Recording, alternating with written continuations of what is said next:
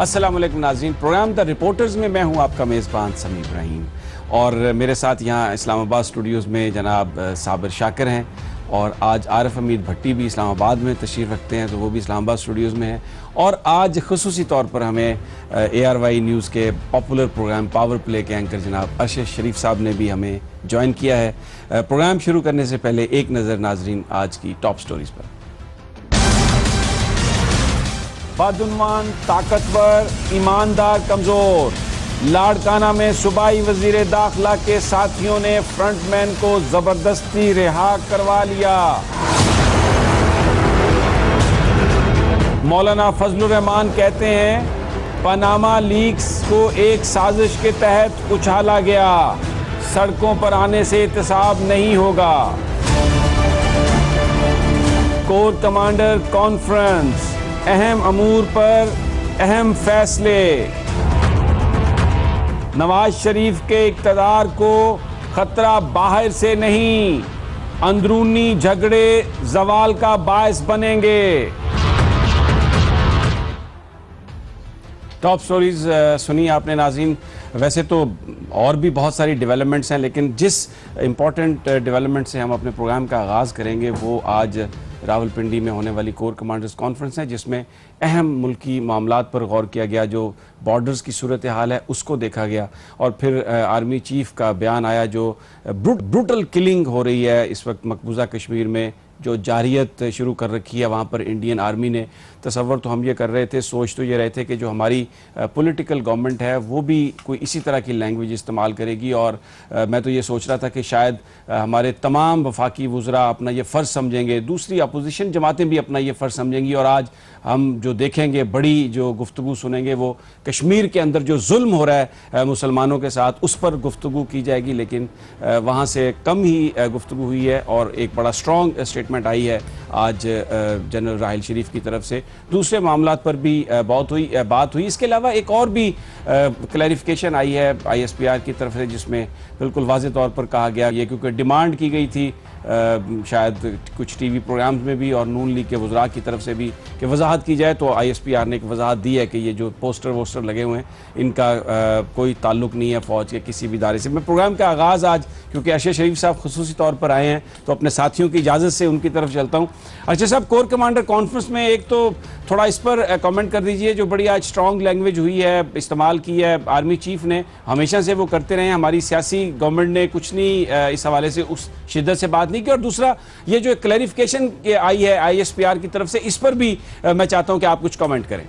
जी समी इब्राहिम साहब, बहुत शुक्रिया, आपने मुझे मौका दिया और ये एजाज़ बख्शा कि मैं रिपोर्टर्स के साथ बैठा हूँ इतने मशहूर प्रोग्राम में। आप हो गए, आरिफ भट्टी साहब, साबिर शाकिर साहब, जो आप बतौर रिपोर्टर्स खबरें लेके आते हैं वो फिर आइंदा बाकी जाके वो एजेंडा सेट भी करती हैं और डिस्कशन की इंपॉर्टेंट टॉपिक्स भी होती हैं। कोर कमांडर कॉन्फ्रेंस में मेरा ख्याल कोर कमांडर्स पर ज़्यादा नज़र जो है, क्योंकि पिंडा इस्लामाबाद के ब्यूरो चीफ हैं साबिर शाकिर साहब, वो ज़्यादा नज़र रखते हैं और अंदर के मामलात। जो चीज़ वहाँ पर नहीं आज इस प्रेस रिलीज में हमें बताई गई वो ट्वीट था जो जनरल आसिम बाजवा साहब ने कल रात को किया, और इतना अहम अगर वो ट्वीट था तो आज जो प्रेस रिलीज है वो कोर कमांडर कॉन्फ्रेंस के प्रेस रिलीज में हमें उसका जिक्र नहीं मिलता, शायद वहां पे डिस्कस भी नहीं हुआ। तो मेरा यहां पे सवाल ये बनता है कि क्या ये अगर इतना ही अहम मामला था कि रात को आपको ये ट्वीट करना पड़ा, और जनरल आसिम बाजवा साहब यकीनन उन्होंने ये tweet army chief general Raheel Sharif साहब से पूछ के किया होगा कि जनाब ये मामला चल रहे हैं, तो जो बैनर्स हैं, पोस्टर्स हैं, वो कहानी जनरल राहिल शरीफ साहब तक भी पहुंची होगी। अब कोर कमांडर्स कॉन्फ्रेंस में वो डिस्कस हुई या नहीं हुई इसका मुझे इल्म नहीं है, क्योंकि प्रेस रिलीज में हमें उसका बताया नहीं गया और कोर कमांडर कॉन्फ्रेंस में कम से कम मेरा एक्सेस वहां तक नहीं है। साबिर शाकिर साहब उस पर ज्यादा मेरे ख्याल गहराई में बता सकते हैं हमें। मैं सिर्फ समी साहब छोटा सा आपका टाइम लूंगा। जो कल ट्वीट आया उसमें reference posters with COS peg being displayed across various cities, army or any affiliated organization have nothing to do with it. अब लिंग्विस्टिक्स की अगर बात की जाए तो रोलैंड बार्थ्स, उनकी एक बड़ी मशहूर थ्योरी है कि जनाब मुसन्निफ जो लिख देता है उसके बाद उसको मतलब देना जो है पढ़ने वाले का काम है। मैं इसमें मतलब समझने की कोशिश कर रहा था और मेरी क्योंकि अंग्रेज़ी इतनी अच्छी नहीं है, ना मेरी कोई फौजी अंग्रेज़ी है जो या जर्नैली अंग्रेज़ी है कि मैं इसका मतलब समझ सकूं, तो मुझे जो आम बंदे की समझ आया कि यार आर्मी चीफ की पिक्चर से शायद ताल्लुक नहीं है फ़ौज का। बाजवा साहब यकीनन ये तो कह नहीं सकते, तो यकीनन पोस्टर्स की बात कर रहे होंगे। आखिर इस पोस्टर में ऐसा है क्या कि फ़ौज के तर्जुमान को इसकी क्लैरिफिकेशन करनी पड़ी, हुकूमती तर्जुमान आके इसके बारे में बात कर रहे हैं, अपोजिशन लीडर बात कर रहे हैं। इस पे आप देखें तो कहते हैं जाने की बातें हुई पुरानी, खुदा के लिए अब आ जाओ। किधर आ जाओ बाबा, किसी शहर आ जाओ, क्योंकि जो साहब ये छापने वाले हैं वो तो खुद फैसलाबाद के रहने वाले हैं, पार्टी उन्होंने रजिस्टर करवाई, हो सकता है वो उन्हें फैसलाबाद बुला रहे हो, या जिन शहरों में उनकी तस्वीर लगी हैं वहां पे आर्मी चीफ जाते रहते हैं, एपीएस कमेटी की मीटिंग्स भी होती रहती हैं, हो सकता है वहां का कह रहे हो। तो इस पे इतना कॉज ऑफ कंसर्न क्या था? शायद उसकी वजह जो मुझे समझ आती है कि सारा सिस्टम इस वक्त खौफजदा है, साजिश का शिकार है। हर शख्स ये बैठा समझ रहा है कि मेरे खिलाफ साजिश है। नवाज शरीफ साहब समझ रहे हैं मेरे खिलाफ साजिश हो रही है। आसिम बाजवा साहब जब ये ट्वीट करते हैं तो वो ये समझते हैं कि शायद इन पोस्टर्स की वजह से फौज के खिलाफ साजिश हो रही है। अब कौन है इस साजिश के पीछे और इसका इफेक्ट क्या है, इसके मेन एक्टर्स कौन से, ये बहुत अहम सवाल आते हैं इस हवाले से। साबिर, बड़ी इंपॉर्टेंट ये बात कही है इन्होंने, हमारे दोस्त अरशद शरीफ ने, कि बात ये है कि ये डिमांड तो आ रही थी नून लीग के कुछ लोगों की तरफ से, कितना कुछ छपता है सोशल मीडिया पे, कितना कुछ आता है रोज़ अखबारात में, लेकिन कोई ISPR इसमें बाइंडिंग तो नहीं होता कि वो इसकी कोई वजाहत दे, और लोग बातें करते रहते हैं। अगर आप हर बात को रिस्पॉन्ड करने लगें तो फिर तो बड़ा मुश्किल हो जाएगा। ये जो एक अरशद की जो बात है, मुझे उसमें थोड़ा वजन नज़र आ रहा है कि ये जो ट्वीट किया गया है, ये कुछ ऐसा लग रहा है कि प्रेशर में है जंग ग्रुप ने और जियो ने और वो जो सारे एंकर्स ने और पॉलिटिकल जो लोग हैं, उन्होंने जब एक उभारी एक चीज़, तो उसके लिए उनको ये खामोश कराने के लिए दिया गया। असल में वज़ीर आज़म नवाज शरीफ के जो ज़ाती तर्जुमान हैं नजम सेठी साहब, तो उनकी तरफ से जब ये डिमांड आई, ख़ास तौर पे उन्होंने अपने प्रोग्राम में कहा कि ISPR को ये वजाहत करनी चाहिए, तो उनका ख्याल था कि शायद ISPR वजाहत नहीं करेगा, और क्योंकि सारे ताने बाने मिलाए जा रहे थे कि ये सब कुछ ISPR या इसके पीछे कोई खुफिया इदारे हो सकते हैं, और जिस बात का अरशद शरीफ ने जिक्र किया कि साजिश, तो एक तो चौधरी एतजाज़ अहसन फ्रंट फुट पे आ गए, उन्होंने तो डायरेक्ट कह दिया कि ये हुकूमत के अपने काम है। उसकी वजह ये थी कि CDA में तसव्वुर भी नहीं किया जा सकता, CDA की हदूद में, कि कोई एक खंबे पर भी एक बैनर या एक पोस्टर लग जाए, या लाहौर में लग जाए या कराची में लग जाए, जब तक कि वहाँ की जो म्यूनिसिपल कमेटी है, कॉरपोरेशन है, उसकी तरफ से NOC ना हो। ये तो सैकड़ों की तादाद में लगे हुए थे। फिर हमने ये भी दिखाया, सरकारी गाड़ी में सब कुछ आया। तो ISPR ने, मेरा ख्याल है कि ISPR ने सही किया कि उन्होंने क्लैरिफाई किया, क्योंकि वज़ीर आज़म के ज़ाती तर्जुमान की तरफ से डिमांड आई थी। जब डिमांड आ गई तो उन्होंने कर दिया। अब उस डिमांड पे भी वो मुतमईन नहीं हुए, उन्होंने कहा नहीं, एक और क्लैरिफिकेशन भी आनी चाहिए। जो 6 माह पहले जनरल राहिल शरीफ ने कहा था कि वो एक्सटेंशन नहीं लेंगे, उस पर भी क्लियर क्लैरिफिकेशन होनी चाहिए। तो असल इशू ये है, वही बात कि सारे खौफजदा हैं कि उनके खिलाफ साजिश है। और जहाँ तक ताल्लुक़ है आज की कोर कमांड कॉन्फ्रेंस का, तो उसमें अरशद शरीफ बहुत ज़्यादा मासूम है, तो उनको भी इस बात का इल्म है कि आज ये चीज़ डिस्कस हुई। बहुत सारा पोर्शन कोर कमांडर्स कॉन्फ्रेंस का जो डिस्कस हुआ इंटरनल सिचुएशन के हवाले से, वो पब्लिक नहीं किया गया।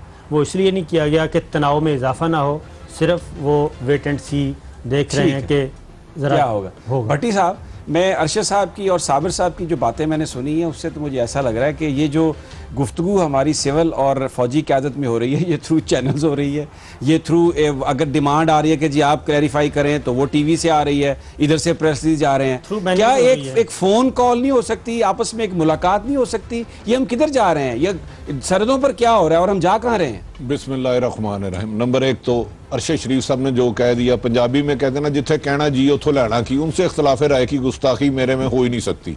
कमज़ोर आदमी, मेरी गुजारिश है, उन्होंने बड़ी मासूमियत में गुफ्तगू करते हैं। आपको पता है आपके चीफ 2-3 दिन पहले लाहौर गए थे, लेकिन PM सबको नहीं मिले। लेकिन खैर छोड़ो, हमें क्या जरूरत है। और दूसरी, जब भी कभी कोर कमांडर मीटिंग होती है, मुझे नहीं पता वो लाहौर गए। अच्छा, मुझे भी नहीं पता, मैंने सुना था, मैंने कहा शायद आपने कहा, मुझसे गलती हो गई, मैं अल्फाज वापस ले लेता हूँ। अच्छा, गुजारिश ये है, जब भी कोर कमांडर्स मीटिंग होती है ना, इनसाइड जो इन्फॉर्मेशन होती है उसे प्रेस रिलीज का हिस्सा नहीं बनाया जाता, और ना बनाया जाना चाहिए। अरे जैसे साबर मेरा भाई फरमा रहा था कि उनके पर्सनल तर्जुमान ने कहा, मैं समझता हूँ बाजवा साहब ने नामुनासिब किया, ट्वीट नहीं करना चाहिए था। हुकूमत की मर्जी के बगैर चिड़िया नहीं खंबे पर बैठती, तो बैनर इतने कैसे लग गए? इन्हें क्या जरूरत है करने की? और हुकूमत उतार दे बैनर। आज चौधरी एतजाज ने कहा कि आप उसको गिरफ्तार क्यों नहीं करते? अगर आप ये समझते हैं कि फौज को मार्शल्लाह की वो दावत दे रहा है, तो आप उसको गिरफ्तार करें, उस पर मुकदमा चलाएं। नहीं साहब, मेरी समझ से आपको हुकूमत से खिलाफ किया, आप चाहते हैं वो गिरफ्तार हो जाए। जो वो साजिश तो सारी जाती उम्रा में तय हुई। अब जाती उम्रा में पुलिस जा सकती है, वहां सिक्योरिटी के लिए जा सकती है, अस्तबल बनाने के लिए जा सकती है, लेकिन साजिशियों को गिरफ्तार करने के लिए नहीं जा सकती। आप क्यों नहीं समझते, आप क्यों इतने मासूम हैं? जब एक पनामा लीक जिसे पूरी दुनिया शोर मचा चुकी है कि यार ये कहाँ करप्शन है, अरबों रुपए हो गई है, उसके लिए आपका नैब बेबस है, आपकी अदालतें खामोश हैं, आपकी FIA सोई हुई है, आपकी हुकूमत जो है इस वक्त वेंटिलेटर पर है। तो भाई इन साजिशों को पकड़ने के लिए क्यों जाए? गुजारिश ये है कि अब दरअसल हमने एक दफ़ा पहले भी अर्ज की थी कि मियाँ साहब जब वापस आएंगे अग्रेसिव बहुत ज़्यादा होंगे वो, और उनके कुछ मंजूर नज़र, चाहे वो कलम का सहारा लेते हो या स्पीकर का, वो अटैक करेंगे आपके इदारों पर बहुत ज़्यादा और कोशिश करेंगे कि वो डिफेंसिव हो। तो मेरे ख्याल में DGP ISPR को प्रेस रिलीज नहीं देनी चाहिए थी, बल्कि अगर उन्हें मुलजम पकड़ने का शौक है मुझसे रब्ता करें, मैं बंदा पकड़वा देता हूँ। ये कौन सी बात है? ये पिद्दी और ये पिद्दी का शोरबा। अच्छा अरशद, मैंने वो जो कामरान साहब हैं उनके कुछ दोस्तों से खुद मैंने बात की, जो बंदे ने जिसने ये सब काम किया, उसने जो मुझे गुफ्तगू की मैं वो आपके सामने रखता हूँ, मुझे तो उसने हैरान कर दिया। उसने ये कहा जी आप ये बात कर रहे हैं कि ये करोड़ों रुपए पे, ये तो कोई तकरीबन 4-5 लाख रुपए की सारी कैंपेन है और कोई भी बैनर आपने कहीं पे भी लगाना है तो उसके लिए किसी बड़ी तंजीम की ज़रूरत नहीं है। इस वक्त पाकिस्तान में ऐसी कंपनीज मौजूद हैं 100 रुपए पर बैनर के हिसाब से जिस जगह पे आप कहेंगे वो जाके लगा देती हैं। तो ये तो आपने बड़ा शोर और हुगा किया हुआ है, ये तो सारा कुछ हमने किया है। जी बिल्कुल समी साहब सही कह रहे हैं। ये जो इवन पैम्फलेट्स छपे हुए हैं इस पे भी उनके नंबर लिखे हुए हैं जिन्होंने लगाए हैं। वो बाकायदा तौर पे इलेक्शन कमीशन ऑफ पाकिस्तान के साथ एक रजिस्टर्ड पॉलिटिकल पार्टी है। हमारे माशरे में आज हो ये रहा है कि जो हमें डिसेंटिंग वॉइसेस हैं वो पसंद नहीं है तो उनका गला दबा दिया जाए। बैरिस्टर एतजाज एहसन साहब, मैं उनकी बहुत इज्जत करता हूँ, रिस्पेक्ट करता हूँ, लेकिन जब वो कहते हैं आर्टिकल 6 का मुकदमा चलाया जाए तो वो इन पे मुकदमा चलाने की बात नहीं कर रहे, वो टॉन्ट कर रहे हैं नवाज शरीफ साहब को आर्टिकल 6 बार बार याद करवा के कि जो उन्होंने आर्टिकल 6 लगाने की कोशिश की थी तो वो उनको कह रहे हैं कि जनाब एक दफा आप और कोशिश कर लें। और बाकायदा तौर पर एतजाज एहसन साहब ने हुकूमत के कोर्ट में ये वाली बॉल फेंकी है। जो इससे एक चीज समझ आ रही है और हम तज्जिया दे सकते हैं कि जनाब इसका इफेक्ट क्या हुआ, इन पोस्टर्स का इफेक्ट ये हुआ कि अगर ये साजिश थी हुकूमत की साइड से या ऑपोजिशन की साइड से या किसी और की साइड से, इस साजिश के इफेक्ट्स GHQ में भी फील हुए, जनरल राहिल शरीफ तक फील हुए और उस साजिशी माहौल के अंदर फौज के अंदर भी ये रियलाइजेशन हुई कि कहीं हमारे खिलाफ तो साजिश नहीं हो रही कि हमें इसमें ड्रैग किया जा रहा है। और उस सारे साजिशी और खौफ के माहौल में जनरल बाजवा साहब को ये ट्वीट करनी पड़ी। जैसे आरिफ हमीद भट्टी साहब कह रहे हैं कि वो हर चीज पे इस तरह रिएक्ट करना शुरू कर देंगे तो फिर NA 122 में जब जनरल राहिल शरीफ साहब की तस्वीरें लगा के इलेक्शन लड़ा गया,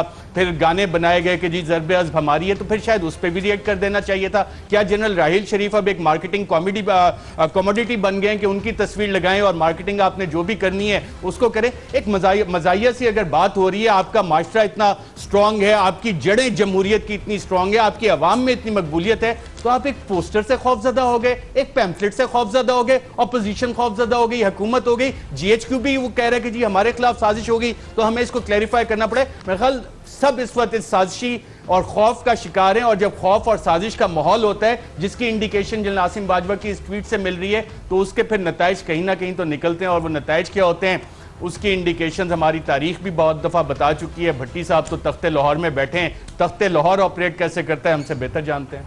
बड़ी इंपॉर्टेंट बात है। दुश्मन भी यही चाहता है कि हम सब खौफजदा हो जाएं, और अगर हम इस तरह के काम कर रहे हैं जिससे हमारी कमज़ोरी नज़र आ रही है आपस में, तो ये तो दुश्मन तो यही चाह रहा था। यही वजह है कि कश्मीर में कत्लो गारत शुरू हो गई, कराची में दोबारा किलिंग शुरू कर दी गई, बलूचिस्तान से भी खबरें आ रही हैं और अब जो मुझे इतलात मिल रही हैं कि जो आपका ईस्टर्न बॉर्डर है इस पर भी माहौल गर्म होने वाला है। दुश्मन हमारी सरहदों पर खड़ा ललकार रहा है, हमारी सफ़ों के अंदर उसके एजेंट हैं जिन्होंने कत्लो गारत का बाजार गर्म कर रखा है। और हमारी हालत यह है कि हम एक दूसरे से इस कदर खौफजदा हैं और इस साजिशी माहौल में अपनी अपनी क्लैरिफिकेशन दे रहे हैं। कौन इस मुल्क को संभालेगा? कौन? असल में बात यही है कि पनामा लीक्स का जब से इशू आया है उसके बाद से ख़ास तौर पे हमारा जो है ना रियासती मशीनरी, हुकूमती मशीनरी वो हो चुकी है मफलूज। सियासी जमातों के दरमियान पंजाब हुकूमत तो मफलूज नहीं है। कल हमने तस्वीर भी चलाई थी, उनकी गाड़ियां बड़े बड़े इश्तिहार लगा रही हैं, यही जनरल राहिल शरीफ साहब के। जरा इस पर लगा दीजिएगा, थोड़ा इस पर भी कमेंट कर दीजिएगा कि ये है क्या। हुकूमती मशीनरी और जिसे कहते हैं रियासत, वो इस वक्त नॉन फंक्शनल है, हुकूमती इदारे नॉन फंक्शनल हैं।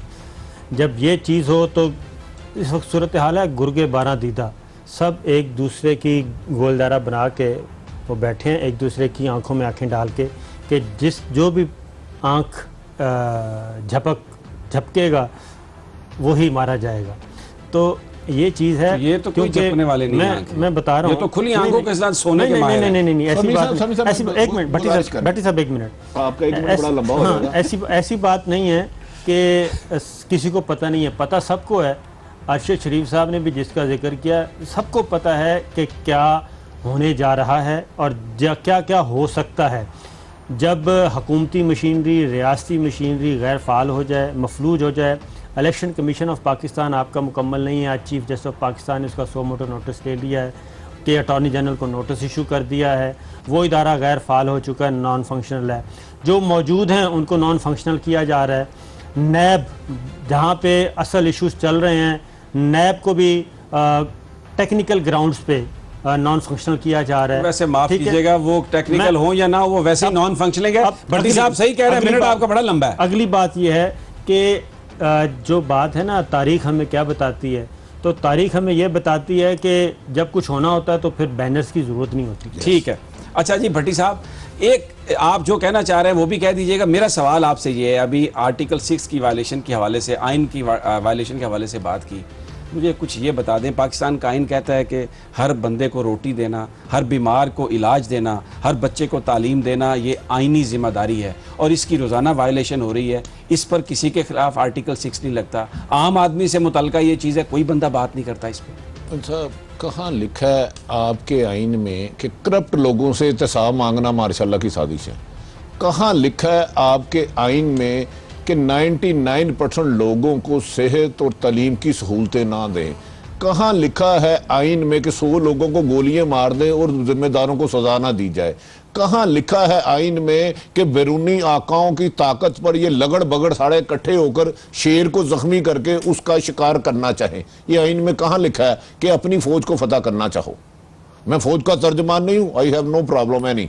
गुजारिश ये है कि जाती उमरा में चंद लोगों ने साजिश की, बिल्कुल वो गली मोहल्ले में काउंसलर नहीं मुंतहिब हो सकते, उसको मीडिया ने इतना उठा दिया कि ISPR को आया। गुजारिश ये है कि प्राइम मिनिस्टर, क्या मेरा ये हक नहीं है मैं अपने मुल्क के वज़ीर आज़म से पूछूं, मोहतरम आप 48 दिन बाहर रहे, आपको तकलीफ क्या थी? उसका मेडिकल पॉइंट ऑफ व्यू से तो हमें बता दें लोगों को। आप 8.5 घंटे की फ्लाइट से लंदन से लाहौर तशरीफ ले आए, 35 मिनट की फ्लाइट पे आप इधर इस्लामाबाद नहीं आ रहे। आपके इंडिया कश्मीर में खून रेजी की इंतहा हो दी गई। वो मौलाना डीजल, ओ सॉरी क्या नाम है यार, वो जो हर पार्टी के साथ फिट हो जाते हैं, वो यार क्या है, वो जो पैसों का क्या उनके बारे में यार आपको पता है? मौलाना फजलुर रहमान। अच्छा, खाली फजलुर रहमान कह लेते हैं, मौलाना बाद में बात कर लेंगे। अच्छा, गुजारिश ये है, कश्मीर कमेटी के सरबराह हैं, उनसे पूछे कश्मीर कमेटी के लिए आज तक उन्होंने किया क्या है? नहीं, उन्होंने बड़ी बातें की, आवाम के लिए किया क्या है? साबर आप भी जाके कहते हैं कि यार ये आलम दीन का काम है कि एक बंदे को शिकार नहीं होने देंगे। उनको ये फरमाना चाहिए था, एक बंदा भी जो करप्ट है उसको बचने नहीं देंगे। लेकिन गुजारिश ये, मार्शला नहीं लग रहा, मार्शला लगाना आपकी मौजूदा जो फेल हुकूमत है, जैसे साबर साहब कहते हैं गैर फाल हुकूमत है, वो चाह रही है मार्शला लग जाए, क्योंकि उन्होंने पाकिस्तान को पसमानदगी की इंतहाई गहराइयों में चाहते हैं कि शहीद हो जाए। ब्रेक लेनी है, बड़े 2-3 बड़े नुक्ते हैं और भी कुछ मजीद इंफॉर्मेशन है, लेकिन अरशद शरीफ की ये बात कि एक इस तरह का साजिशी माहौल क्रिएट कर दिया गया और पाक फौज पर दबाव डाला जा रहा है। यही इंडिया करना चाहता है, यही पाकिस्तान का दुश्मन करना चाहता है कि फौज को घेर ले, उन्हें इस कॉर्नर उन्हें कर दिया जाए, और शायद यही वो सूरत हाल है जो पाकिस्तान के अंदर सियासतदानों ने खड़ी की है फौज के लिए, जिसकी वजह से ये ट्वीट भी आया था। बहरहाल मौलाना फजलुर रहमान ने ये क्या कहा है, और इसके अलावा जो खबरें आ रही हैं वो ये बता रही हैं कि जो इस वक्त शरीफ इक़्तिदार है, जो एक अंपायर है उन्होंने कायम कर रखी है, शायद दूसरे जो अनासर हैं उनसे तो इतना ख़तरा ना हो, लेकिन जो अंदरूनी लड़ाइयाँ हैं, जो जाननशीनी की जंग है, लग ये रहा है कि इस जंग की वजह से शायद ये जो अंपायर है ये इनका इक़्तिदार ज़वाल पजीर हो जाए। इस पर गुफ्तगू करेंगे एक मुख्तसर से वक्फे के बाद।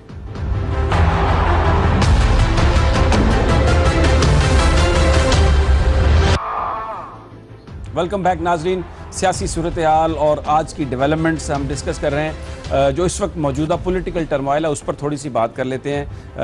जो गुफ्तो शनीद हो रही है नून लीग कैंप में, उस पर बात कर लेते हैं। रायगंज में बड़े अहम इजलास भी हुए, मौलाना फजलुर रहमान भी मिले हैं साबिर साहब आज नवाज शरीफ साहब से, और मुलाकात के बाद उन्होंने गुफ्तगू की है। अगर प्रोड्यूसर साहब वो गुफ्तगू सुनवा सकें इस पनामा लीक के हवाले से। देखिए, जहाँ तक पनामा का ताल्लुक है वो तो एक साजिश के तहत हुआ है दुनिया में मुश्किलात पैदा करने के लिए, लेकिन यहाँ पर जाहिर है जी कि कोई सियासी पॉइंट स्कोर करने के लिए और कुछ सियासी माहौल गर्म करने के लिए जब कोई और चीज़ नहीं है तो बचा कुचा यही एक पाजामा ही रह गया है तो तो ये इसकी कोई अहमियत है नहीं।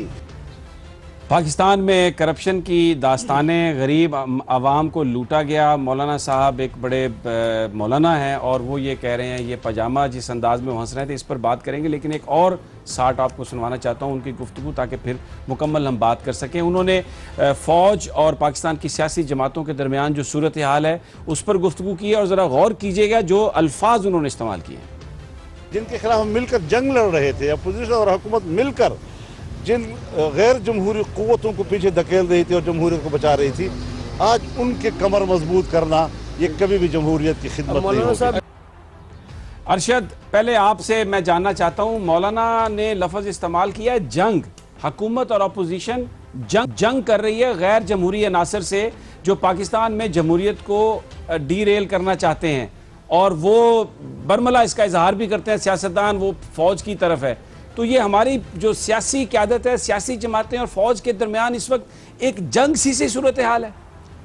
जी समी साहब, आपने जो मौलाना साहब का बयान चलाया उसमें वो बड़ा वाज़ेह तौर पे 2-3 अल्फाज इस्तेमाल करते हैं। एक उन्होंने लफ्ज़ इस्तेमाल किया साजिश, एक लफ्ज़ इस्तेमाल उन्होंने किया पजामा, दूसरा साथ उन्होंने गैर जमहूरी कुव्वतें और जंग का लफ्ज़ इस्तेमाल किया। इंतहाई अहम अल्फाज हैं ये सारे। अगर साजिश है तो साजिश ये किसने की? अपोजिशन ने यकीनन नहीं की, ISI ने नहीं की, GHQ ने नहीं की, हम सहाफ़ियों ने नहीं की। ये वो साजिश थी जिसके तहत 1 जून 93 को मेफेयर अपार्टमेंट्स खरीदे गए, पाकिस्तान से पैसा बाहर गया। ये वो साजिश थी जिसका इंकशाफ खालिद सिराज ने किया। ये वो साजिश थी जिसका इंकशाफ इसहाक डार ने अपने एफिडेविट में किया, और फिर 3 अप्रैल को पनामा पेपर्स ने आके वो सारी चीज़ें कन्फर्म कर दी। ये वो साजिश थी जिसको कि हुसैन नवाज ने कहा कि अल्हम्दुलिल्लाह हमारी वो जायदादें हैं, ये प्रॉपर्टीज़ हमारी हैं, ये ऑफशोर कंपनीज हमारी हैं, ये ट्रस्ट हमारे हैं, जिनको आज तक वो डिनाई करते हैं। तो साजिश तो ये थी। अब जब ये साजिश हो गई और जिन लोगों ने ये साजिश की, जिन्होंने इकरार किया, कन्फेशंस दी, उसके बाद यकीनन पजामा तो रह गया। पजामा किसका रह गया पनामा के बाद? ये मौलाना साहब ही इस पर ज़्यादा बेहतर रोशनी डाल सकते हैं। जहाँ तक दूसरी गैर जमहूरी कुव्वतों की बात की मौलाना साहब ने, और उस हवाले से जो इशारा जंग का उन्होंने दिया, बिल्कुल एक ये स्ट्रेटजी के तहत, इवन ये पोस्टर्स वाली सारी कहानी पे भी लग यही रहा था कि फौज को किसी ना किसी से इन्वॉल्व किया जाए। और बैरिस्टर एतजाज एहसन साहब इस पे बड़ा सही कहते हैं, तमाम ऑपोजिशन को डराया जाए कि जनाब एक दफा फिर फौज आ रही है। हालांकि राहिल शरीफ साहब तो पहले ही कह चुके हैं कि ना मैं जा रहा हूँ, 29 नवंबर को जा रहा हूँ। फौज का ऐसा कोई इरादा नहीं है, और फौज के अगर ऐसे इरादे होते तो अभी तक उसकी इंडिकेशंस आ चुकी होती थी। ऐसी कोई इंडिकेशन नहीं है, बल्कि मुझे तो लगता है कि नवाज शरीफ साहब की हुकूमत इस वक्त फौज की बैसाखियों पे चल रही है। जनरल आसिम बाजवा साहब का ये वाला ट्वीट भी जो है एक बैसाखी फ्राहम करने के मुतरादिफ है नवाज शरीफ साहब की हुकूमत को। उनके तर्जुमान जब ये डिमांड करते हैं तो बाजवा साहब बड़े आराम से ये बैसाखी उनको दे देते हैं। बहरहाल इस साजिश का खात्मा भी करना था, लेकिन इस साजिश की जो बू है वो GHQ तक फैली है, तो जिसके बाद ये क्लैरिफिकेशन आई। तो ये जंग का माहौल जो है बिल्कुल इस वक्त हुकूमत के इत्तेहादी और अफवाज पाकिस्तान GHQ, उसकी तरफ शायद मौलाना फजलुर रहमान साहब एक इंडिकेशन दे रहे हैं, और जो कि सारी इतनी सारी चीज़ें हमें नज़र भी आ रही हैं। जी, या अपना साबिर जिस अंदाज से वो है, और ये जो पनामा लीक्स है, ये बहुत सारे लोगों से मेरी बात हुई है, पाकिस्तान में करप्शन की दास्तानों से इसका ताल्लुक है। ये जो गरीब आवाम का माल लूटा गया और आ गया, और आज जो पाकिस्तान के लोगों की गुर्बत है वो इसीलिए है कि ये लोग माल बना के चले गए, दुबई आबाद किया, लंदन आबाद किया, सारी इन्वेस्टमेंट वहाँ पर ले गए। और वो जिस तरह से हंस रहे थे और जिस तरह से वो कह रहे थे कि ये कोई इशू ही नहीं है, क्या बड़ा मुझे बड़ी तकलीफ हुई। और मैं ये सोच रहा था कि मौलाना मुफ्ती महमूद की जो रूह है आज कब्र में वो बड़े बिलबिला रहे होंगे, क्योंकि वो तो सारा जिंदगी उन्होंने पैसे को दूर किया, लेकिन मौलाना साहब ने तो बिल्कुल। मौलाना फजलुर रहमान साहब का मैं इंतहाई एहतराम करता हूँ, बहुत ही एहतराम वाला रिश्ता है। क्यों? किस वजह से? हमने हज भी इकट्ठे किया हुआ है, कुछ इबादत भी इकट्ठे की हुई हैं। मैंने कहा शायद गलती का इतराफ कर रहे हैं। और दूसरा ये कि मौलाना फजलुर रहमान साहब बहुत ज़ीरक सियासतदान हैं, लेकिन वो कश्मीर कमेटी के ये मैं चेयरमैन भट्टी भी साहब से हैं। मैं पूछूंगा बता- कि जीरक का क्या मतलब है? मैं बताता हूँ कि जीरक वो कश्मीर कमेटी के चेयरमैन भी हैं। तो मुझे इस बात पे अफसोस हुआ कि 6 दिन हो गए मकबूजा कश्मीर में आग लगी हुई है, कोई 40 जवान शहीद हो चुके हैं, कोई सैकड़ों नहीं हज़ार की तादाद में जो ज़ख्मी हो चुके हैं। मीर वाइज उमर फ़ारूक, APH गिलानी साहब और तमाम जो हैं वो गिरफ़्तार हो चुके हैं। कर्फ्यू वहाँ पे नाफज है, खाने पीने की किल्लत। अमेरिका तक ने उसकी कंसर्न शो किया है। बान की मून अक़वाम मुत्तहिदा के सेक्रेटरी जनरल ने, और आज जिस तरह गिरफ्तार किया गया आज हुर्रियत के आज लीडर्स जिस को। तरह गिरफ्तार किया गया और जिनका इशू अगर प्रोड्यूसर साहब वो तस्वीर आप दिखा सके जो दिखाएं। गिरफ्तारी हुई है, मैं और जिनका इशू है कश्मीर, जिसके हम वकील हैं, और जिस कश्मीर कमेटी के सरबराह मौलाना फजलुर रहमान साहब, अभी तक मौलाना ने एक जुमला नहीं बोला उस मामले में। जब APHC के पाकिस्तान के जो चैप्टर है वो कल मिलने गए मौलाना फजलुर रहमान साहब से और उनको कहा कि आपको रोल प्ले करें, तो मौलाना फजलुर रहमान साहब ने उधर पता है क्या कहा? उन्होंने कहा कि हम क्या करें, जो करना है उन्होंने करना है, हमारा तो कोई काम नहीं है। मसला ये है कि मौलाना फजलुर रहमान का इस वक्त कश्मीर कमेटी के चेयरमैन के तौर पे एक वफाकी वज़ीर का दर्जा है पिछले 3 साल, और उसके बाद पहले फिर पीपल्स उन्हें तो कोई पार्टी के प्रॉब्लम 5 नहीं है, साल दर्जा दे वो दिया enjoy आपने, कर रहे ठीक हैं। कर दिया, वज़ीर हैं, वो मौज मस्ती कर रहे हैं। एन्क्लेव में उनको घर मिला हुआ है, तो मेरा ख्याल है, और फिर वो विज़िट भी करते हैं, बैनुल अक़वामी दौरों पे जाते हैं कश्मीर कमेटी के चेयरमैन के तौर पे।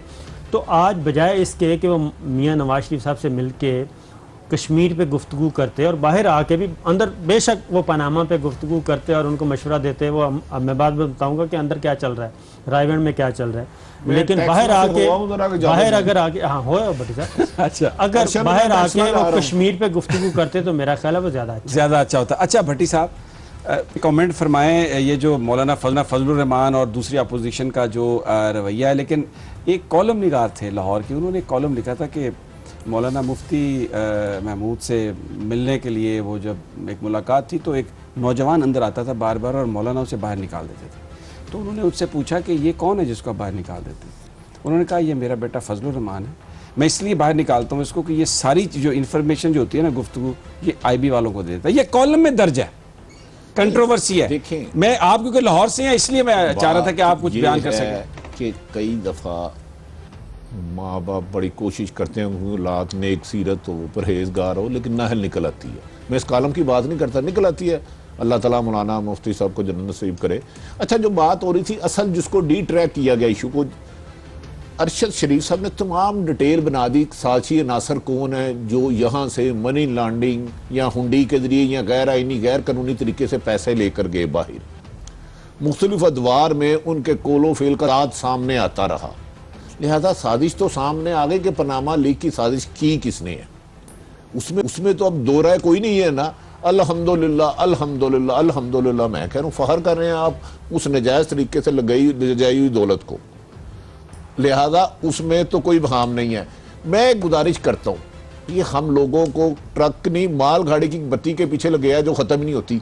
एस्टेब्लिशमेंट की मंजूर नज़र हिस्ट्री बनाती है, सिर्फ और सिर्फ मियाँ नवाज शरीफ रहे हैं। मुशर्रफ दौर से रख ले, आज तक इनकी कौन सी हुकूमत के दौरान मार्शाला लगा, मुझे बताएं। एक बताए ना, अब भी दुनिया की बदतरीन पविस्तगी और दलदल में पाकिस्तान को फंसा दिया है, लेकिन फौज नहीं आएगी, ना आएगी, ना मार्शला लगना चाहिए, और ना अभी तक आई है, ना इनको रोका कभी। कि इनकी इनसाइड बहुत ज्यादा पेनिट्रेशन है। हाँ, अगर ये पीपल्स पार्टी की हुकूमत होती हो सकता है आर्मी आ जाती, मार्शला लग जाता, नहीं आएगा। इन्होंने एक काम ये है कि चोर करने जाता है ना तो पहले शोर मचा दे कि ना घर से चोरी करके निकलता है, मोहल्लेदारों को शक पड़ता है कि यार कि कोई चोर अंदर है। वो जो चोरी करके चोर निकलता है ना, वो दानियाल अजीज पता नहीं नाग कोई ऐसा नाम है, वो बाहर आके कहता है चोर चोर चोर चोर। वो सारे बेचारे लोग चोर ढूंढने शुरू हो जाते हैं, हालांकि चोरी करके वो अंदर से आता है।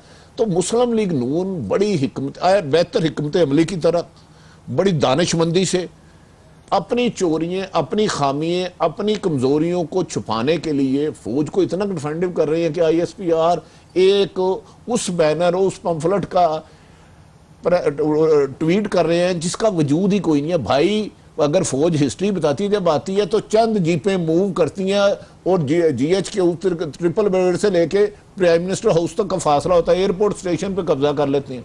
ठीक है, लेकिन इस हुकूमत के खिलाफ ठीक हो गया। फौज नहीं आएगी, क्योंकि ये हुकूमत गैर मुल्की एजेंडा पूरा कर रही है, अमेरिका की ख्वाहिशात के मुताबिक मुकम्मल जा रही है, इंडिया की सपोर्ट अमेरिका की ख्वाहिश के मुताबिक पूरी हो रही है, कश्मीर में खूनरेजी हो रही है, कराची में अमन कायम नहीं किया जा रहा। लिहाजा मैं समझता हूँ ये हुकूमतों के खिलाफ साजिश नहीं हो रही। हाँ, मियाँ साहब की फैमिली में इस वक्त 10-15 वज़ीर आज़म पैदा हो चुके हैं उस पार्टी में। अच्छा, तो ये यकीनी बात है ना, देखे एक तख्त पे एक ही बैठेगा ना। अब ख्वाजा साहब की ख्वाहिश है कि हमने बड़ी कुर्बानियां दी, मियाँ साहब तो हो सकता है ना और करके फिर जद्दे चले जाएं। चौधरी निसार साहब की भी ख्वाहिश हो सकती है, और भी बेशुमार तनवीर साहब आ जाएंगे, लातेदाद हो जाएंगे। मीर मुकाम का तो वैसे ही बड़ा मुकाम है। तो मौलाना फजलुर रहमान तो जिस गाड़ी में बैठते हैं वो गाड़ी पंक्चर हो जाती है, क्योंकि मौलाना साहब उस गाड़ी की हवा भी निकाल लेते हैं। अच्छा, तो लिहाजा ये तो खतरनाक है सरकारी। अच्छा ठीक है अरशद, जो इस वक्त जैसे अभी डिस्कशन हो रही थी, भट्टी साहब ने भी ये कहा, कुछ जो मेरी लोगों से गुफ्तगू हुई है वो बता रहे हैं कि जाननशीनी की जो जंग है, अगर हम हिस्ट्री पे नज़र डालते हैं तो बड़े बड़े ख़ानदान, मुगलिया ख़ानदान, ये वो सारे के सारे जिस वक्त उनकी बर्बादी हुई है तो उस वक्त जब उनके बच्चों के दरमियान जंग जो है वो बढ़ जाती है। इस वक्त जो बताया जा रहा है जो बड़ा एक ख़तरा नवाज शरीफ साहब के इक़्तिदार को या शरीफ ख़ानदान के इक़्तिदार को है, क्योंकि शहबाज साहब भी चीफ मिनिस्टर हैं पंजाब के, वो जो मरियम साहबा और हमज़ा साहब के दरमियान जो जंग है मुस्तकबिल के मंजरनामे के हवाले से, वो बताया जा रहा है कि उसकी बड़ी एक उसमें बड़ा तनाव है। और इस वक्त जो बज़ाहिर चीज़ें नज़र आ रही हैं, जो इन्फॉर्मेशन अवेलेबल है, उसमें मरियम साहबा जो है उनका पल्ला बड़ा भारी है, इसलिए कि दो बड़े मीडिया ग्रुप जो हैं, उसमें एक जंग ग्रुप है और दूसरा दुनिया टेलीविज़न है, वो क्योंकि चौधरी मुनीर साहब की रिश्तेदारी की वजह से और मरियम साहबा की रिश्तेदारी की वजह से वो उनके साथ है। और जो प्राइम मिनिस्टर हाउस में जो लोग हैं वो एक्चुअली, और ये जो सारे मीडिया के इस तरह के जो उनके ग्रुप में लोग हैं, वो उनके ईयर्स और आइज़ बन चुके हैं। और इस वक्त जो मैनिपुलेशन की जा रही है वो मरियम साहबा बहुत स्ट्रॉन्ग है। अगरचे नवाज शरीफ साहब हमजा साहब को और सलमान साहब को पसंद करते हैं, शहबाज साहब और नवाज साहब के दरमियान भी कोई बड़ा इख्तलाफ नहीं है, लेकिन बच्चों की वजह से ये जो इक़्तिदार है, ये बताया जा रहा है कि शायद अगर जवाल आएगा तो इस वजह से आएगा। आपके पास क्या इन्फॉर्मेशन है? समी साहब, क्योंकि तख्त लाहौर में आरिफ हमीद भट्टी साहब बैठे होते हैं और इतने शार्प रिपोर्टर हैं कि जो तख्त लाहौर के बादशाह हैं उनके अंदरूनी मामलात, घर में पावर टसल क्या चल रही है, किसके क्या मामलात हैं, वो ज़्यादा बेहतर बता सकते हैं। लेकिन तारीख के तनाजुर में जो आपने बात की, बिल्कुल बरे सगीर पाक व हिंद की अगर हम तारीख उठा के देखें तो जो बादशाहों के ख़ानदान होते हैं उनमें ये जंगें चलती हैं कि जनाब अगला जानशीं कौन होगा। बच्चों की इसमें आगे जंगें चलती हैं और खून खराबा भी होता है, और हमारी तारीख इस हवाले से भरी पड़ी है। मैं भट्टी साहब की बात थोड़ा सा उसमें ऐड करना चाहूँगा। मेरा ख्याल पाकिस्तान मुस्लिम लीग नवाज वो वाहिद जमात है जिसके दो अशखास, शहबाज शरीफ साहब और चौधरी निसार साहब को ये एक्सेस हासिल है कि पहले जनरल कियानी से भी जाके वो GHQ में मुलाकातें करते थे, अब वो जनरल राहिल शरीफ साहब से भी जाके मुलाकातें करते हैं। किसी और सूबे का वजीर आला जाके ये मुलाकातें नहीं करता, ना उसको वो एक्सेस दिया जाता है। और जब ये सवाल किया जाए कि जी वो क्यों नहीं आता, कहते जी उन्होंने तो कभी मीटिंग सीख ही नहीं की। अगर KPK वाले सीख कर लें या सिंध वाले, उनको आप कभी नहीं देखेंगे। हाँ, चौधरी निसार साहब और शहबाज शरीफ साहब की खुफिया मुलाकातें, और फिर जब वो खबर बाहर आ जाए तो कहते हैं हाँ जी हम मिलने गए थे, उसको ओन भी कर लेते हैं। तो ये जो एक हिस्टोरिकल रिलेशनशिप है जनरल जिलानी के दौर से लेके जनरल राहिल शरीफ के दौर तक, वो हमें एक बाकायदा सिलसिला चलता हुआ नजर आ रहा है। लेकिन उसमें बिल्कुल थोड़ी बहुत ऊंच नीच हो जाती है, वो साजिशी माहौल उसमें क्रिएट होता है। लेकिन बैसाखी बाकायदा तौर पर इस वक्त लग रहा है कि लेके जमहूरियत जो है, फौज की बैसाखी पे जमहूरियत चल रही है। साबिर, अच्छा, मैं अरशद से आपसे बाद में आता हूं। अरशद साहब, जो मैंने सुना है कि हमजा शहबाज साहब ने फैमिली में कहा है, मतलब ये कंफर्म नहीं है, मैं बार बार कर रहा हूं कि ताया अबू की तबीयत नासाज है, वो ज्यादा काम नहीं कर सकते, उन्हें प्रेशर नहीं लेना चाहिए, हुसैन नवाज को ला के इलेक्शन लड़ाया जाए और उन्हें पाकिस्तान का वजीर आज़म बनाया जाए। इसमें अरशद आप क्या समझते हैं, हकीकत हो सकती है या ये पॉसिबल हो सकता है?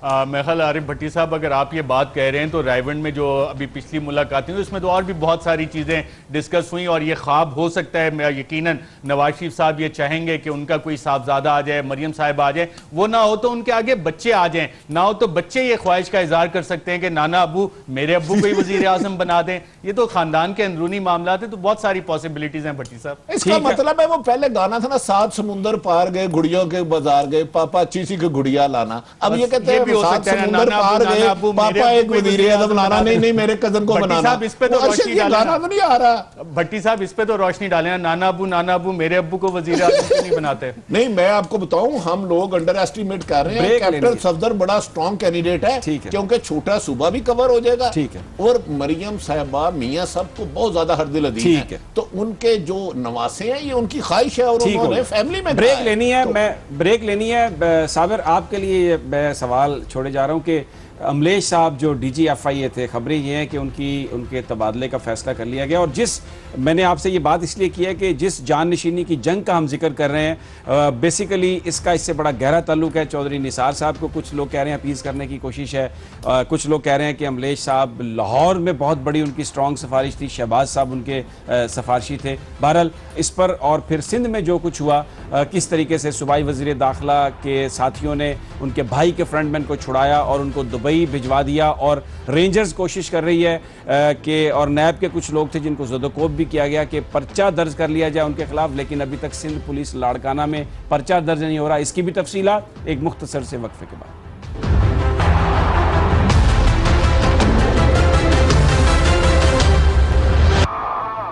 वेलकम बैक नाजरीन। साबिर, आप क्या कहते हैं?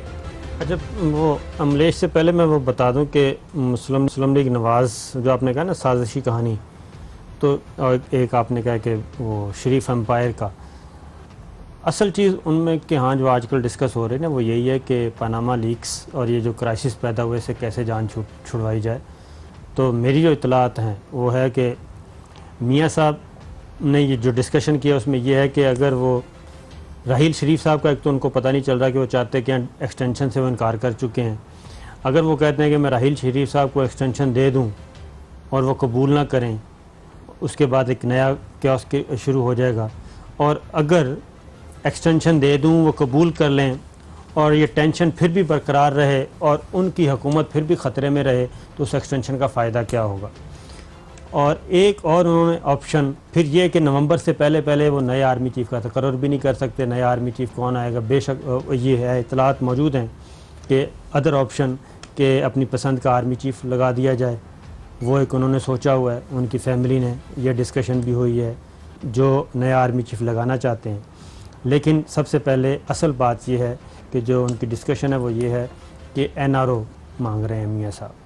ठीक है, NRO मांग रहे हैं कि अगर मैं इस्तीफ़ा दे दूं, इक़्तिदार से अलग हो जाऊं और एक्सटेंशन भी हो जाए या ना हो, अगर मैं इक़्तिदार से अलग होता हूं तो क्या पनामा लीक्स पे जो इशू खड़ा किया गया है वो ये मामला दबा दिया जाएगा?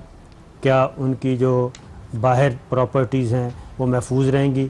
इस बात की वो गारंटी मांग रहे हैं। और उसमें कुछ जो दूसरे ममालिक हैं वो भी शामिल हैं। बैकडोर चैनल पे इस पे काम हो रहा है। अरशद शरीफ साहब के पास इस बारे में इत्तलात मौजूद हैं, वो आपको सही बता सकेंगे। बिल्कुल ठीक है, ये आपकी बड़ी इंपॉर्टेंट बात है। लेकिन बहरहाल शायद इस वक्त सियासी ज़रूरत है शहबाज साहब का और नवाज़ साहब का साथ रहना, और वो उनके दरमियान हो सकता है आपस में बहुत ज़्यादा इख्तलाफात भी ना हो, लेकिन जो बच्चे हैं जो आगे NRO पे अरशद से मैं लेता हूँ, उनसे बात करता हूँ, जो आगे आकर इस सारी चीज़ को पकड़ेंगे। एक पूरा प्रोग्राम बनता है इस पर और करेंगे इंशाअल्लाह ताला, बताएंगे आपको कि क्या अंदरूनी और क्या इनके झगड़े। लेकिन अब मैं एक दूसरी स्टोरी की तरफ जाता हूँ जो सिंध से आई है, बड़ी खौफनाक स्टोरी है। वहाँ पर रेंजर्स और नैब के लोगों ने शख्स को गिरफ्तार किया, जिसके बारे में अब रेंजर्स तर्जुमान ने बयान भी कर दिया कि वो मुलव्वस था, फ्रंटमैन था, उसके ऊपर बड़े सारे इल्ज़ामात हैं, करोड़ों रुपए उसने बनाए। उसका नाम असद खरल के तौर पे वो जाना जाता है, लेकिन उसका असल नाम जो था वो मोहम्मद अली था। और ये जो वहाँ पे तलका ऑफिस बखरानी में एक क्लर्क है 8 करोड़ की, तो वहाँ पर इसके खिलाफ चल रही थी इंक्वायरी। इसको पकड़ा रात, लेकिन वहाँ पर जो लाड़काना में CIA का इंचार्ज है जानी शाह, उसने इनको रोका। और ये तारिक जो हैं, तारिक सियाल जो इस वक्त भाई हैं सूबाई वज़ीर दाखिला अनवर सियाल के, उनका ये फ्रंटमैन था। और वहाँ पे जो रेंजर्स के लोग थे, जो नैब के लोग थे, उनको मारा पीटा गया। अगर प्रोड्यूसर साहब ये फुटेज दिखा सकें, वहाँ पर लोग आ गए, उन्होंने इसको असद को खरल को रिहा करवा लिया और फिर उसके बाद जानी शाह ने पुलिस की इसको हिफाजत में कराची भेजा और वहाँ से ये दुबई चला गया। इस वक्त बिल्कुल ऐशो इशरत में है दुबई में। और जो रेंजर्स के एहलकार हैं उनकी ये ख्वाहिश है कि पर्चा दर्ज हो जिन लोगों ने उन्हें तशद्दुद का निशाना बनाया, लेकिन उनको बिल्कुल अभी तक वो इस सिलसिले में कामयाबी नहीं हुई। मैं सवाल मेरा जो अरशद शरीफ आपसे ये है कि जिस मुल्क में एक मिनट सर मैं अरशद से लूंगा क्योंकि अरशद बहुत कम मिलते हैं, क्रेडिबल और एग्जैक्ट इन्फॉर्मेशन लोगों तक गए। अरशद साहब जब भी मैं जो गुजारिश कर रहा था कि सिंध में रेंजर ऑपरेशन कर रही है, केपीके में फौज इस्तेमाल हो रही है, बलूचिस्तान में हो रही है, पंजाब में नहीं हो रही, फिर फेवरेट बच्चा तो सिर्फ और सिर्फ मुस्लिम लीग नून हुई या मियां नवाज शरीफ साहब हुए एस्टैब्लिशमेंट के, तो एस्टैब्लिशमेंट उनके खिलाफ क्यों साजिश करेगी? अब जरा काइंडली जवाब आप दे दें। पंजाब में तो ऑपरेशन ही कुछ नहीं हो रहा। नहीं भट्टी साहब, पंजाब में ऑपरेशन बिल्कुल हो रहा है और उसने ऑपरेशन ने एक सुलेमानी टोपी पहनी हुई है और उस सुलेमानी टोपी के नीचे एक इंटेलिजेंस बेस्ड ऑपरेशन हो रहे हैं जो शायद आपको नजर नहीं आ रहे। वो सुलेमानी टोपी के नीचे अगर आप देख सकें तो शायद आपको वो ऑपरेशन नजर आए। बाकी जगह हाँ आप सही कह रहे हैं, बज़ाहिर वो नजर आ रहे हैं, रेंजर्स नजर आ रही है, केपीके बलोचिस्तान फौज नजर आ रही है, लेकिन पंजाब में सुलेमानी टोपी के नीचे हो रहे हैं वो ऑपरेशन। अरशद, मेरा सवाल है वो ये है कि अगर कोई पकड़ता है किसी को करप्शन के इल्जाम में, अब रेंजर्स ने पकड़ा, नैब ने पकड़ा, उसको 200 बंदे आते हैं थाने में, उसको रिहा करा लिया जाता है। पुलिस जो है वो जो फ्रंट मैन है उसको बचाने की बात करती है। जानी शाह CIA का वहां पर इंचार्ज है, 4 साल से लगा हुआ है और वो उसको अपनी पुलिस गार्ड में दे के उस करप्ट आदमी को बाहर भेजता है। तो मुझे ये बताएं कि ये क्या किसी आइन कानून की आर्टिकल 6 की किसी की खिलाफ वर्जी नहीं है? और क्या जो पाकिस्तान के इदारे हैं उन पर फर्ज नहीं बनता कि जहां पे law and order break down हो जाए, जहां पे इस तरीके से बदमाशों को छुड़ाया जाए, बाहर भेजा जाए, वो इंटरवीन करें, आके उस सिचुएशन को रोकें, इसकड़ें? तो ये क्या लाइसेंस मिल गया है किसी आदमी को 10 साल या 5 साल हुकूमत इस तरह से करने का कि वो पूरी लूटी हुई दौलत बाहर ले जाए और पाकिस्तान के गरीब अवाम को लूटे? समी साहब, अगर ऐसे लोगों के खिलाफ कार्रवाई होगी तो वो फिर जमहूरियत के खिलाफ साजिश होगी, क्योंकि ये वही लोग हैं जिन्होंने इस सिस्टम को इतना करप्ट कर दिया है, करप्ट टू द कोर, कि आप इस पे कुछ कर ही नहीं सकते। एक ऐसे सूबे में जहां चीफ जस्टिस का बेटा अगवा हो जाए और इतने दिन गुजर जाने के बावजूद ना मिल सके, वहां पे आप क्या समझते हैं? वहां पे तो आपको यही नजर आ रहा है कि वहां पे जो काजी है, जो चीफ काजी है वहां का, वो खुद इस वक्त इन सारी चीजों का शिकार है। Total breakdown of law and order है। लेकिन अगर इस पे कोई कार्रवाई होगी या किसी को पकड़ा जाएगा जो सहूलतकार थे, हमने बहुत लफ्ज सुना फैसिलिटेटर्स, और माशी दहशतगर्दी का भी लफ्ज सुना, करप्शन और दहशतगर्दी का नेक्सस भी सुना, लेकिन जब इन पे आप कार्रवाई करने की कोशिश करते हैं, हाथ डालते हैं, तो ये जमहूरियत के खिलाफ साजिश होती है। इसलिए हमें ऐसी बातें नहीं करनी चाहिए। 30 सेकंड्स योर कमेंट्स आवर। भट्टी साहब को कर लो। भट्टी साहब, ये आप क्या बताएंगे इसको?